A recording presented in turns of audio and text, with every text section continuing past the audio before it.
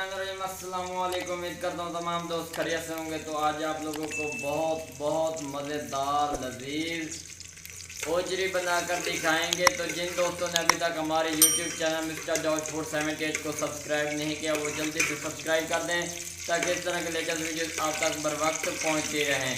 तो घी गर्म हो चुका है तो इसके अंदर हम प्याज ऐड करेंगे। घी गर्म हो चुका है तो ये देखें बिस्मिल्लाहिर्रहमानिर्रहीम हमने 5 अदद प्याज इसके अंदर ऐड किए हैं। माशाअल्लाह सुभान अल्लाह मेरे अल्लाह की बरकत नेमत आप लोगों को स्टेप बाय स्टेप गाइड करेंगे। वीडियो को कहीं से स्किप मत करना। आज की वीडियो यादगार बनने जा रही है। बहुत बहुत मज़ेदार लजीज आप लोगों को ओजरी बनाकर दिखाएंगे। ओजरी को हमने पहले उबाल लिया था तो इसको हम अच्छी तरह रोस्ट कर लेंगे प्याज को। उसके बाद आप लोगों को दिखाएंगे। माशाअल्लाह सुभान अल्लाह मेरे अल्लाह की बरकत नेमत देखो जी। प्याज ब्राउन हो चुके हैं बिल्कुल बहुत ही मज़ेदार प्याज ब्राउन हो चुके हैं। खुशबू आ रही है जी।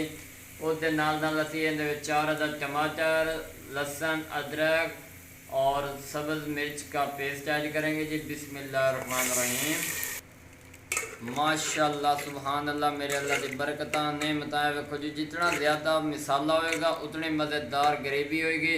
जितनी मज़ेदार ग्रेवी होएगी उतना मज़ेदार ज़ायकेदार सालन तैयार होएगा जी। हुण असीं इहदे मसाले ऐड करांगे जी। बिस्मिल्लाहिर्रहमानिर्रहीम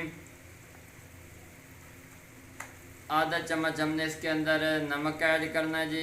माशाअल्लाह सुभान अल्लाह बिस्मिल्लाहिर्रहमानिर्रहीम आधा चम्मच पीठी मिर्च का पाउडर ऐड करना है माशाअल्लाह। उसके अलावा थोड़ी सी लाल मिर्च का पाउडर ऐड करना है। उसके बाद गरम मसाला थोड़ा सा ऐड करना है थोड़ी मिकदार में। उसके बाद खुश्क धनिया का पाउडर ऐड करना है आधा चम्मच। उसके अलावा आधा चम्मच हल्दी का पाउडर। माशाअल्लाह सुभान अल्लाह मेरे अल्लाह की बरकत नेमत इन्होंने असी अच्छी तरह मिक्स कर लाँगे जी। माशाअल्लाह सुभान अल्लाह जी। क्योंकि ज़्यादा मसाला बनाने का मकसद है क्योंकि बनानी है ओजरी तो ओजरी का जितनी ग्रेवी हो थोड़ी है जितना मसाला होगा उतना थोड़ा है। माशाअल्लाह सुभान अल्लाह जी। आ देखो इन्हों अस अच्छी तरह मिक्स कर लिया। हुण असीं इहदे उत्ते बुनाई करांगे बहुत ही मज़ेदार बुनाई करांगे ताकि घी का नितार आ जाए और अच्छी बोनी की शिकल तैयार हो जाए। माशाअल्लाह सुभान अल्लाह जी। माशाअल्लाह सुभान अल्लाह मेरे अल्लाह की बरकत नेमत देखो जी। बहुत अच्छी बुनाई हो चुकी है माशाअल्लाह सुभान अल्लाह जी। देखो घी का नितार वेखो तो पहले इनकी शेप कुछ होर नज़र आती पई है। हुण चेक करो जी तो आपनू पता लगता पियो सी कि कितनी प्यारी इनकी लुक नज़र आती पई है। हुण असीं इहदे विच पावांगे जिस चीज़ का बेसब्री का इंतज़ार है ओजरी असीं वो इहदे च ऐड करांगे जी। माशाअल्लाह सुभान अल्लाह जी। बिस्मिल्लाहिर्रहमानिर्रहीम माशाअल्लाह सुभान अल्लाह मेरे अल्लाह की बरकत नेमत वेखो जी। ओजरी असां इहदे पा दी है तकरीबन 2 किलो से 2 किलो ओजरी दे विच इतनी ग्रेवी बनाओ इंशाअल्लाह तुहानूं मज़ा आएगा। ट्राई ज़रूर करिया। माशाअल्लाह सुभान अल्लाह जी। इन्हूं असीं अच्छी तरह मिक्स करांगे।